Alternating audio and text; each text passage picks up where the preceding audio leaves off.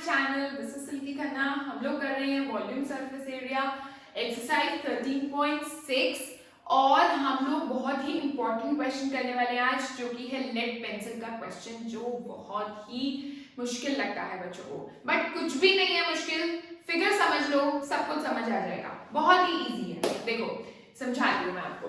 A lead pencil consist of a cylinder of wood with a solid cylinder of graphite filled in the interior। देखो lead pencil, एक lead pencil है जो कि cylinder की shape में हम consider करेंगे उसको। This is a lead pencil, ठीक है। ये पूरी की पूरी को मैंने नाम क्या दिया? पेंसिल, ठीक है। ये पूरी की पूरी क्या है? पेंसिल। अब इसके अंदर सिलेंडर ऑफ वुड है with a solid cylinder of graphite filled in the interior. मतलब क्या है इसका कि इसके अंदर ना एक और सिलेंडर है इस तरह से, ठीक है। क्या है? With the solid cylinder of graphite filled in the interior. मतलब ये मेरा सारा क्या है? ये सारा है मेरा ग्रेफाइट। यहां पर मैं ग्रेफाइट लिखी हूं, ठीक है।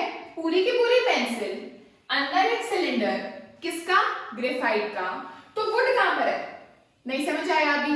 देखते हैं आगे। Diameter of the pencil is 7 millimetre. ये मेरा पेंसिल का डायमीटर है बाहर से, जो मुझे दिख रही है बाहर से, मुझे अंदर तो दिखाई नहीं देता कि क्या है। बाहर से मुझे पेंसिल दिख रही है कि वो 7 मिलीमीटर है उसका diameter. And the diameter of the graphite, graphite जो अंदर सिलेंडर है ना ग्रेफाइट का, जो कि मैंने ये बनाया है, उस सिलेंडर का जो डायमीटर है वो मेरा कितना है? 1 मिलीमीटर। ये ठीक है। आगे, if the length of the pencil is 14 centimeter, length तो internal outer सब internal external सब length सेम ही रहती है, which is 14 centimeter। यहाँ से यहाँ तक क्यों सेम क्यों रहती है? क्योंकि लेंथ हम हमेशा यहाँ तक कंसिडर करते हैं, ऐसे, ठीक है। Find the volume of the wood and that of the graphite। बच्चों wood कहाँ है? wood है ये, this portion is the wood। ये क्या है मेरा?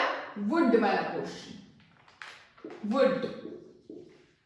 ये भी क्या है? वुड, ठीक है। एक बार दोबारा फिगर बनाए। क्या है?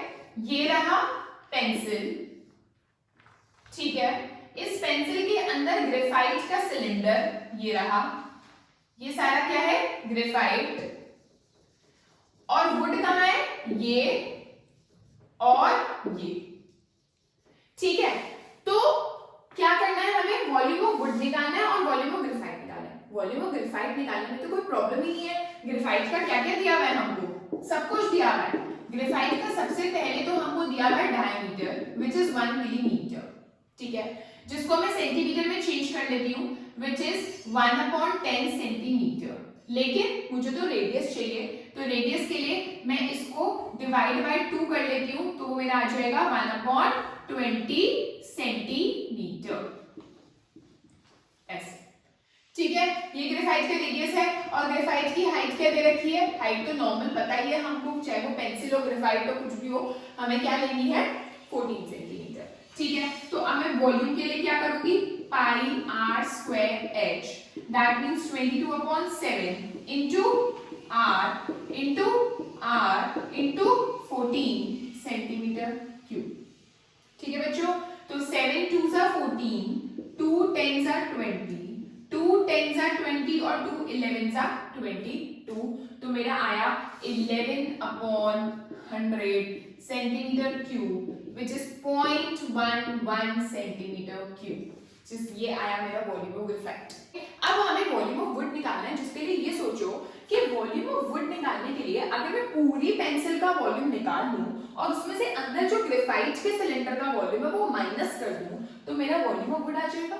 जैसे कि पहले भी बहुत सारे एग्जांपल्स आए हैं कि अगर कोई मेटेलिक सिलेंडर है तो वॉल्यूम ऑफ मेटल निकालना है, तो मैं क्या करती थी? External volume minus internal volume, यही करते थे। तो यही चीज है कि वो वुड से बनी हुई है पेंसिल, तो बाहर पूरी पेंसिल का वॉल्यूम निकाल के ग्रेफाइट का वॉल्यूम माइनस करके मेरे पास क्या आ जाएगा?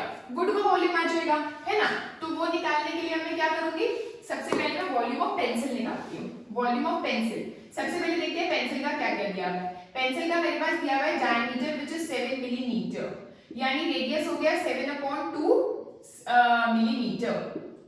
ठीक है, तो इसको अगर मैं जो चेंज करना हो सेंटीमीटर में तो वो आ गया मेरा ये। ठीक है, और हाइट मेरे को पता ही है कि वही लेनी है 14 सेंटीमीटर। तो वॉल्यूम ऑफ पेंसिल क्या गई, पाई r square into h centimetre cube. ठीक है, तो मेरा आ गया 7 से 7 कट गया, 0 से 0 नहीं कर सकता।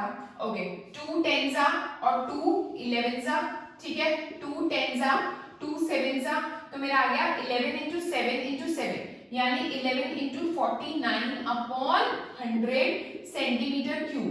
और अगर मैं 49 और 49 करती हूँ तो मेरा आता है 539 upon 100 which is 5.39 centimetre cube. Alright, 5.39 आया मेरा पूरी पेंसिल का वॉल्यूम। और पूरी पेंसिल की वॉल्यूम में से अगर मैं अंदर वाला ग्रेफाइट का वॉल्यूम माइनस करती हूँ तो वो मेरा आ जाएगा वॉल्यूम ऑफ वुड।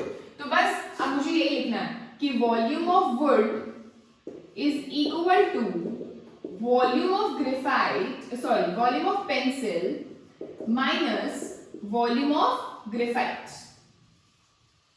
ठीक है, और वॉल्यूम ऑफ पेंसिल क्या है मेरा 5.39, जिसमें से मैं वॉल्यूम ऑफ ग्रेफाइट यानी 0.11 को माइनस कर दूंगी तो मेरा आ जाएगा 5.28 centimetre cube which will be the volume of would.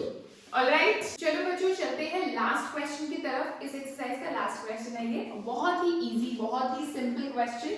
A patient in a hospital is given soup daily in a cylindrical bowl of diameter 7 centimeter. Diameter 7 centimeter. Patient को soup दिया जा रहा है किस शेप के बोल में, सिलिंड्रिकल बोल के शेप, जो बोल है वो सिलेंडर की शेप में है और उस बोल का जो डायमीटर है वो 7 सेंटीमीटर है और उस बोल में अगर सूप को फिल किया जाता है तो वो 4 सेंटीमीटर की हाइट तक फिल किया जाता है। ठीक है, तो हाइट जो हो गई वो 4 सेंटीमीटर हो गई।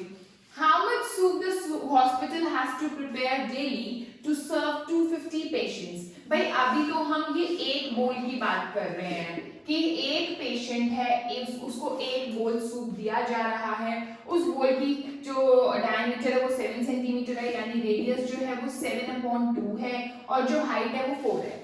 So we are talking about one bowl, one patient that means. लेकिन how many patients are there in all? There are 250 patients in all. 250, ठीक है।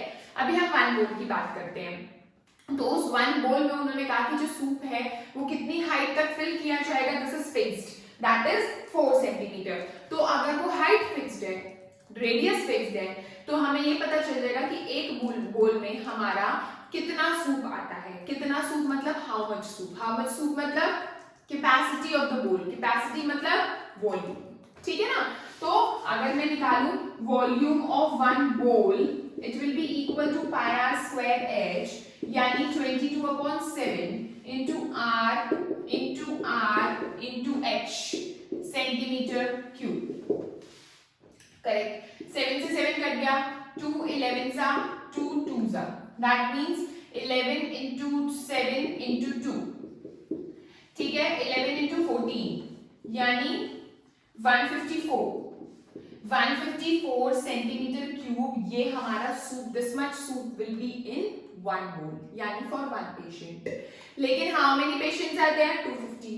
ठीक है, तो कितना सूप चाहिए, देखो यहां पर लिखेंगे आप soup required for one patient will be equal to this much 154 centimetre cube.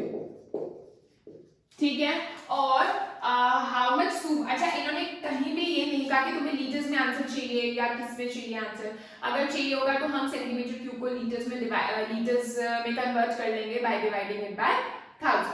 ठीक है, बट इन्होंने नहीं कहा तो अभी मैं चेंज नहीं कर रही हूँ। तो soup required for 250 patients will be equal to 154 into 250 centimetre cube. इसको मल्टीप्लाई कर लेते हैं, कैसे, 154 को 25 से कर लेते हैं, 5 4 जा 20, ये आ गया 3850 और एक ये वाली 0 सेंटीमीटर क्यूब। अगर तुम्हें सेंटीमीटर क्यूब में आंसर छोड़ना है तो सेंटीमीटर क्यूब में छोड़ो, अगर तुम्हें लीटर्स में छोड़ना है कि तुम्हें सूप अच्छा नहीं लग रहा सेंटीमीटर क्यूब में बोलता हुआ तो हम लीटर्स में चेंज कर लेते हैं, तो हमारा आ जाएगा 38500 अपॉन 1000 लीटर्स, यानी 38.5 liters will be my answer.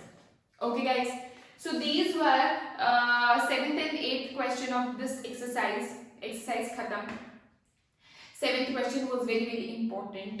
तो नेक्स्ट इससे आगे जो हमारे एग्जाम्पल्स हैं सब ऑल आर बेस्ड ऑन कोन, तो हम वो अपनी नेक्स्ट वीडियो में सीखते हैं, ठीक है। Thank you so much. अगर आपको क्वेश्चन समझ आए हैं तो कमेंट सेक्शन में लिखिए, लाइक बटन प्रेस कीजिए, एंड अगर अभी तक आपने सब्सक्राइब नहीं किया है सो सबसे पहला काम आप सब्सक्राइब कीजिए, ठीक है। Thank you so much.